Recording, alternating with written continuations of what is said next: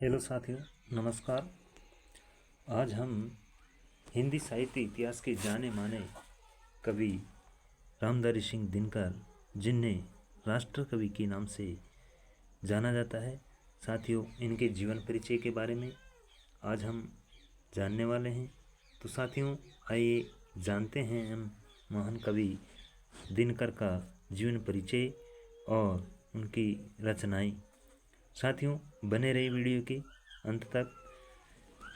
साथियों रामधारी सिंह दिनकर हिंदी भाषा के कवि, लेखक एवं निबंधकार थे। 1908 से 1974 तक इनका काल था। रामधारी सिंह दिनकर 23 सितंबर 1908 से 24 अप्रैल 1974 हिंदी के एक प्रमुख लेखक, कवि व निबंधकार थे। वे आधुनिक युग के श्रेष्ठ वीर रस के कवि के रूप में स्थापित है, यानी आधुनिक युग के श्रेष्ठ वीर रस के कवि के रूप में स्थापित है। राष्ट्रवाद अथवा राष्ट्रीयता को इनकी काव्य की मूल भूमि मानते हुए इन्हें युग चारण व काल चारण की संज्ञा दी गई है। यानी इनकी जो रचनाएं थी राष्ट्रवाद से ज़्यादा ओतप्रोत थी। इस वजह से इनका जो राष्ट्रवाद का और राष्ट्रीयता का जो काव्य था उसको देखते हुए इन्हें युग चारण और काल के चारण की संज्ञा दी गई। साथियों रामधारी सिंह जी दिनकर का जन्म 23 सितंबर 1908 को सिमरिया घाट, बेगूसराय जिला, बिहार, भारत में हुआ और इनका निधन 24 अप्रैल 1974 65 वर्ष की आयु में मद्रास, तमिलनाडु, भारत में इनका निधन हुआ। पेशा देखिए साथियों, ये कवि थे, लेखक थे और आधुनिक काल के रचनाकार थे। ये गद्य और पद्य दोनों विधाओं में रचना करते थे और इनकी जो रचनाएं थी उनका विषय कविता था। कविता लेखन, खंड काव्य लेखन, निबंध लेखन और समीक्षात्मक लेख इन्होंने लिखे हैं। आंदोलन के रूप में राष्ट्रवाद और प्रगतिवादी आंदोलन में इन्होंने महत्वपूर्ण भूमिका निभाई है। इनके द्वारा देखिए उल्लेखनीय काम किए गए कुरुक्षेत्र, रश्मिरथी, उर्वशी, हुंकार, संस्कृति के 4 अध्याय, परशुराम की प्रतीक्षा और हाहाकार, ये कृतियाँ इनके उल्लेखनीय कामों में शामिल है। साथियों इनको किताब मिले हुए हैं, वो किताब है 1959 में साहित्य अकादमी पुरस्कार का खिताब इनको प्राप्त हुआ। 1959 में पद्म भूषण भारत सरकार से इनको मिला। 1972 में ज्ञानपीठ पुरस्कार से ये इनको नवाजा गया। साथियों इनकी जीवन साथी, दिनकर जी की जीवन साथी श्यामवती देवी थी। प्रधानमंत्री श्री नरेंद्र मोदी 22 मई 2015 को नई दिल्ली में राष्ट्रकवि रामधारी सिंह दिनकर के कार्यों की स्वर्ण जयंती समारोह में दिनकर स्वतंत्रता पूर्व एक विद्रोही कवि के रूप में स्थापित हुए और स्वतंत्रता के बाद राष्ट्र कवि के नाम से जाने गए। वे छायावादोत्तर कवियों की पहली पीढ़ी के कवि थे।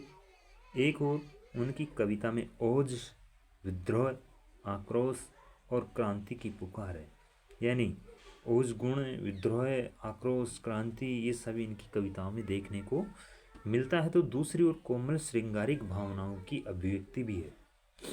इन्हीं दो प्रवृत्तियों का चरम उत्कर्ष हमें उनकी कुरुक्षेत्र और उर्वशी नामक कृतियों में देखने को मिलता है। यानी ये जो ओज, विद्रोह, आक्रोश, क्रांति और दूसरी ओर श्रृंगारिक भावनाएं, इनकी जो रचनाएं हैं कुरुक्षेत्र और उर्वशी, इन दोनों रचनाओं में ये चीज़ें देखने को मिलती है। साथियों चलते हैं दिनकर जी की जीवनी कैसी थी। दिनकर जी का जन्म 24 सितंबर 1908 को बिहार के बेगूसराय जिले के सिमरिया गांव में भूमिहार ब्राह्मण परिवार में हुआ था। उन्होंने पटना विश्वविद्यालय से इतिहास राजनीति विज्ञान में बीए किया। उन्होंने संस्कृत, बांग्ला, अंग्रेजी और उर्दू का गहन अध्ययन किया था। बीए की परीक्षा उत्तीर्ण करने के बाद वे एक विद्यालय में अध्यापक हो गए। 1934 से 1947 तक बिहार सरकार की सेवा में सब रजिस्ट्रार और प्रचार विभाग की उपनिदेशक पदों पर कार्य किया। 1950 से 1952 तक लंगट सिंह कॉलेज मुजफ्फरपुर में हिंदी के विभाग अध्यक्ष भी रहे। भागलपुर विश्वविद्यालय के उप कुलपति के पद पर 1963 से 1965 के बीच इन्होंने कार्य किया। उसके बाद भारत सरकार के हिंदी सलाहकार भी ये बने। दिनकर जी को पद्म भूषण की उपाधि से भी अलंकृत किया गया। उनकी पुस्तक संस्कृति के 4 अध्याय के लिए साहित्य अकादमी पुरस्कार तथा उर्वशी के लिए ज्ञानपीठ पुरस्कार प्रदान किया गया। अपनी लेखनी के माध्यम से वे सदा अमर रहेंगे, इस प्रकार की लेखनी उन्होंने लिखी। द्वापर युग की ऐतिहासिक घटना महाभारत पर आधारित उनके प्रबंध काव्य कुरुक्षेत्र को विश्व के 100 सर्वश्रेष्ठ काव्यों में 74वां स्थान दिया गया है। 1947 में देश स्वाधीन हुआ और वह बिहार विश्वविद्यालय में हिंदी के प्राध्यापक व विभाग अध्यक्ष नियुक्त होकर मुजफ्फरपुर पहुंचे। 1952 में जब भारत की प्रथम संसद का निर्माण हुआ तो उन्हें राज्यसभा का सदस्य चुना गया और वह दिल्ली आ गए। दिनकर 12 वर्ष तक संसद के सदस्य रहे। बाद में उन्हें सन 1964 से 65 ईस्वी तक भागलपुर विश्वविद्यालय का कुलपति नियुक्त किया गया। लेकिन अगले ही वर्ष भारत सरकार ने उन्हें 1965 से 1971 ईस्वी तक अपना हिंदी सलाहकार नियुक्त किया और वह फिर दिल्ली लौट आए। फिर तो ज्वार उमरा और रेणुका, हुंकार, रसवंती और द्वंद्व गीत रचे गए। रेणुका और हुंकार की कुछ रचनाएं यहाँ वहाँ प्रकाश में आई और अंग्रेज प्रशासकों को देर न लगी कि वे एक गलत आदमी को अपने तंत्र का अंग बना बैठे हैं और दिनकर की फाइल तैयार होने लगी। बात बात पर कैफियत तलब होती और चेतावनियां मिला करती। 4 वर्ष में 22 बार उनका तबादला किया गया। देखिए साथ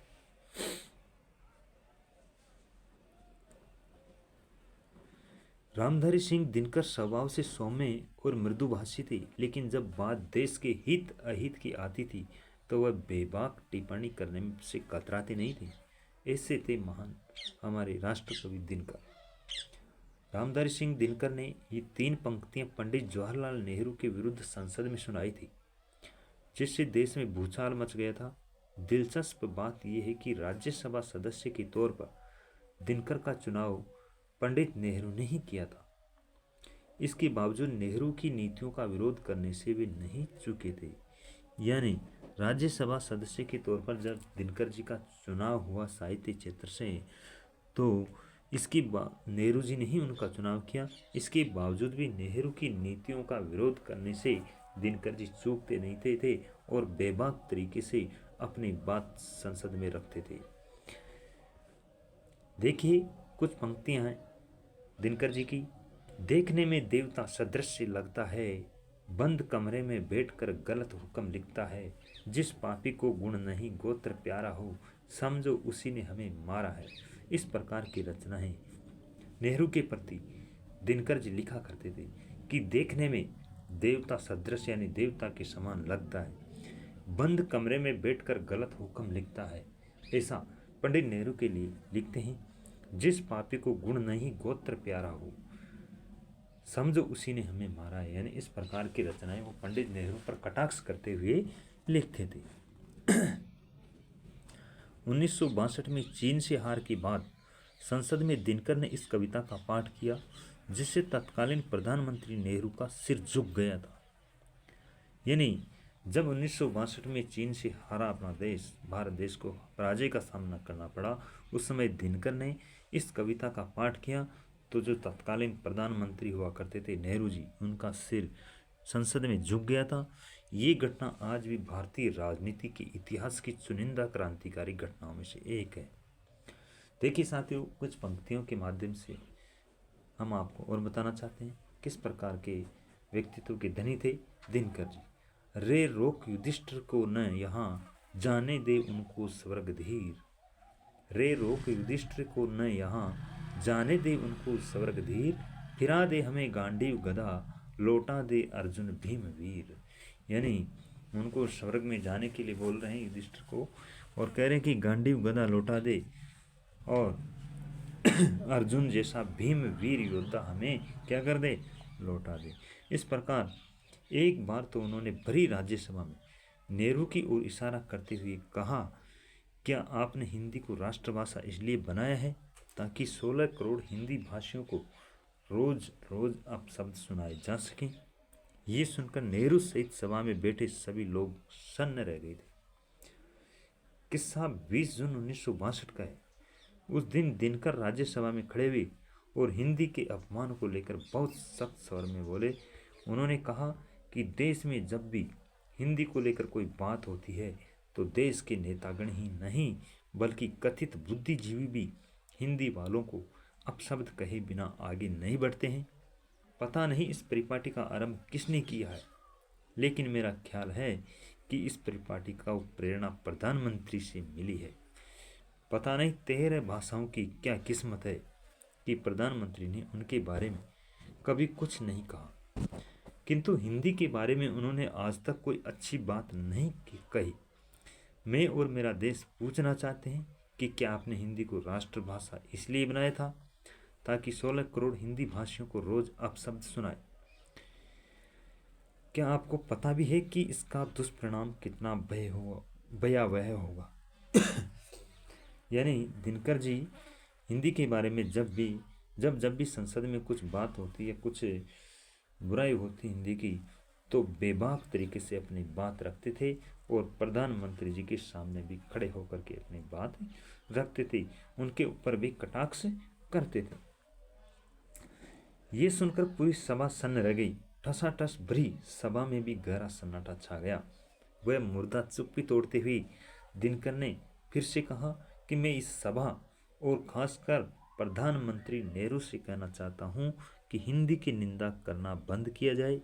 हिंदी की निंदा से इस देश की आत्मा को गहरी चोट पहुँचती है।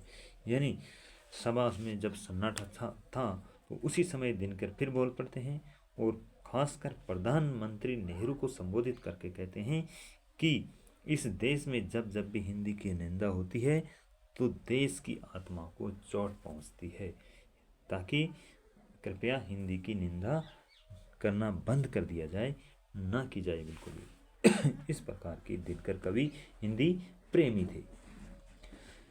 साथियों, दिनकर जी के द्वारा कुछ कृतियाँ लिखी गई, तो देखिए आइए जानते हैं इनकी प्रमुख कृतियाँ कौन कौन सी है।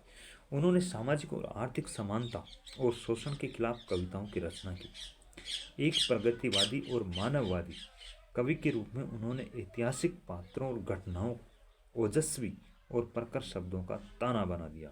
यानी जो भी शोषण के खिलाफ, आर्थिक समानता और सामाजिक समानता में इस प्रकार की इन्होंने प्रगतिवादी और मानवतावादी जो रचनाएं रची, उनमें ओजस्वी और प्रखर जो शब्द हैं, ऐसे शब्दों का इन्होंने ताना बना दिया, ऐसे शब्दों का बाना बुना इन्होंने। उनकी महान रचनाओं में रश्मि रथी और परशुराम की प्रतीक्षा शामिल है। रश्मि रथी और परशुराम की प्रतीक्षा को महान रचनाओं में शामिल किया गया। उर्वशी को छोड़कर दिनकर की अधिकतर रचनाएं वीर रस से उत्प्रोत होती है। भूषण के बाद उन्हें वीर रस का सर्वश्रेष्ठ कवि माना जाता है। यानी कवि भूषण के बाद में अगर वीर रस के कवि की बारी आती है तो वो दिनकर का स्थान आता है। ज्ञानपीठ से सम्मानित उनकी रचना उर्वशी की कहानी मानवीय प्रेम, वासना और संबंधों की इर्द गिर्द घूमती है। उर्वशी स्वर्ग परित्यक्ता एक अप्सरा की कहानी है। वहीं कुरुक्षेत्र महाभारत की शांति पर्व का कविता रूप है। ये दूसरे विश्व युद्ध के बाद लिखी गई इनकी रचना है। वहीं सामधेनी की रचना कवि के सामाजिक चिंतन के अनुरूप हुई है। संस्कृति की 4 अध्याय में दिनकर जी ने कहा कि सांस्कृतिक, भाषाई और क्षेत्रीय विविधताओं के बावजूद भारत एक देश है, क्योंकि सारी विविधताओं के बाद भी हमारी सोच एक जैसी है। यानी विविधताओं में एकता हमारे देश की विशेषता। इस प्रकार बातें बताते हैं। विस्तृत दिनकर साहित्य सूची दोस्तों हमारे द्वारा आपको दी गई है। देखिए इनके काव्य में है बारदोली विजय संदेश 1928 में लिखी गई है। प्राणभंग 1929 में, रेणुका 1935 में लिखी गई है ओंकार 1938 में, रसवंती 1939 में, द्वंद्व गीत 1940 में, कुरुक्षेत्र 1946 में, यशोधरा 1946 में, धूप छां 1947 में लिखी गई, सामधेनी 1947 में लिखी गई, बापू 1947 में लिखी गई, इतिहास के आंसू 1951 में लिखी गई, धूप और धुआं 1951, मिर्च का मजा 1951, रस्म रथी 1952 में लिखी गई, दिल्ली 1954 में लिखी गई, नीम के पत्ते 1954 में लिखे, नील कुसुम 1955, सूरज का ब्याह 1955, चक्रवाल 1956, कविश्री सीपी और शंख 1957, नए सुभाषित 1957, लोकप्रिय कवि दिनकर 1960, उर्वशी 1961 की रचना है, परशुराम की प्रतीक्षा 1963, आत्मा की आंखें, कोयल और कवित्व, मृत्यु तिलक, दिनकर की सूक्तियाँ 1964 में लिखी गई, हारे को हरिनाम 1970, संचिता 1973, दिनकर के गीत 1973, रश्मिलोक 1974, उर्वशी तथा अन्य श्रृंगारिक कविताएं 1974 में इनके द्वारा लिखी गई। गद्य साहित्य जो है साथियों, मिट्टी की ओर 1940, चित्तौड़ का साका 1948, अर्धनारीश्वर 1952, रेती के फूल 1954, हमारी सांस्कृतिक एकता 1955, भारत की सांस्कृतिक कहानी, संस्कृति की 4 अध्याय 1956, उजली आग 1956, देश विदेश 1957, राष्ट्र भाषा और राष्ट्रीय एकता 1955, काव्य की भूमिका 1958, पंत प्रसाद और मैथिली शरण 1958, वेणुवन 1958, धर्म नैतिकता और विज्ञान 1959, वट पीपल 1961, लोकदेव नेहरू 1965, शुद्ध कविता की खोज 1966, साहित्य मुखी 1968, राष्ट्रभाषा आंदोलन और गांधी जी 1968, हे राम 1968, संस्मरण और श्रद्धांजलियाँ 1970, भारतीय एकता 1971, मेरी यात्राएं 1971, दिनकर की डायरी, चेतना की शिला 1973, विवाह की मुसीबतें 1973, आधुनिकता बौद्ध 1973 में लिखी। साथियों, दिनकर जी के द्वारा प्रमुख निबंध संग्रह भी हमारे द्वारा दिए गए हैं। मिट्टी की ओर, अर्धनारीश्वर, रेती के फूल, हमारी संस्कृति, उजली आग, वेणुवन, राष्ट्रभाषा और राष्ट्रीय एकता, धर्म नैतिकता और विज्ञान, वट पीपल, साहित्य मुखी, आधुनिकता बोध, चेतना की शिखा, विवाह की मुसीबतें, ये साथियों इनके निबंध संग्रह है। अन्य लेखकों के विचार देखिए साथियों दिनकर के बारे में। आचार्य HP द्विवेदी ने कहा था, आचार्य प्रसाद द्विवेदी ने कहा था कि दिनकर जी अहिंदी भाषियों के बीच हिंदी के सभी कवियों में सबसे ज़्यादा लोकप्रिय थे और अपनी मातृभाषा से प्रेम करने वालों के प्रतीक थे। हरिवंश राय बच्चन ने कहा था, दिनकर को एक नहीं बल्कि गद्य, पद्य, भाषा और हिंदी सेवा के लिए अलग अलग 4 ज्ञानपीठ पुरस्कार दिए जाने चाहिए। ये हरिवंश राय बच्चन ने दिनकर के बारे में कहा था। रामवृक्ष बेनीपुरी ने कहा था कि दिनकर ने देश में क्रांतिकारी आंदोलन को सवर दिया। नामवर सिंह ने कहा है कि दिनकर अपने युग के सचमुच सूर्य थे, यानी सूरज से इनकी उपमा की गई। राजेंद्र यादव ने कहा था कि दिनकर की रचनाओं ने उन्हें बहुत प्रेरित किया है। काशीनाथ सिंह के अनुसार दिनकर राष्ट्रवादी और साम्राज्य विरोधी कवि थे। रचनाओं के कुछ अंश है, किस भांति उठूं इतना ऊपर, मस्तक कैसे छू पाऊं मैं, ग्रीवा तक न हाथ न जा सकते, उंगलियां न छू सकती ललाट, वामन की पूजा किस प्रकार, पहुँचे तुम तक मानव विराट, रे रोक युधिष्ठिर को न यहाँ, जाने दे उनको स्वर्ग धीर, पर फिर हमें गांडीव गदा, लौटा दे अर्जुन भीम वीर। समा शोभती उस भुजंग को जिसके पास गरल हो, उसको क्या जो दंतहीन विषहीन विनीत सरल हो। ये कुरुक्षेत्र की लाइनें हैं। पत्थर सी हो मांसपेशियां, लोह दंड भुजबल अभय, नस नस में हो लहर आग की, तभी जवानी पाती जय। रश्मि रति में इन्होंने रचनाएं लिखी है। पत्थर सी हो मांसपेशियां, लोह दंड भुजबल अभय, नस नस में हो लहर आग की, तभी जवानी पाती जय। हटो व्योम के मेघ पंथ से, स्वर्ग लूटने हम जाते हैं, दूध दूध ओ वत्स तुम्हारा, दूध खोजने हम जाते हैं। सच पूछो तो सर में ही बसती है दीप्ति विनय की। संधि वंचन संपूज्य उसी का, जिसमें शक्ति विजय की। सहनशीलता क्षमा दया को तभी पूजता जग है। बल का दर्प चमकता उसके पीछे जग जगमग है। दो न्याय अगर तो आधा दो, पर इसमें भी यदि बाधा हो, तो दे दो केवल 5 ग्राम, रखो अपनी धरती तमाम। रस्म रति का 33 भाग 3 से लिया गया। जब नाश मनुज पर छाता है, पहले विवेक मर जाता है। वैराग्य छोड़ बाहों की विभा संभालो, चट्टानों की छाती से दूध निकालो। है रुकी जहाँ भी धार सिलाएं तोड़ो, पीयूष चंद्रमाओं का पकड़ निचोड़ो। वीर रस की इस प्रकार की रचनाएं कवि दिनकर के द्वारा लिखी गई। तो साथियों, आशा है आपको मेरी वीडियो पसंद आई होगी। अपने सुझाव कमेंट बॉक्स में दें। वीडियो को लाइक शेयर और सब्सक्राइब करें। धन्यवाद। राम राम साहब।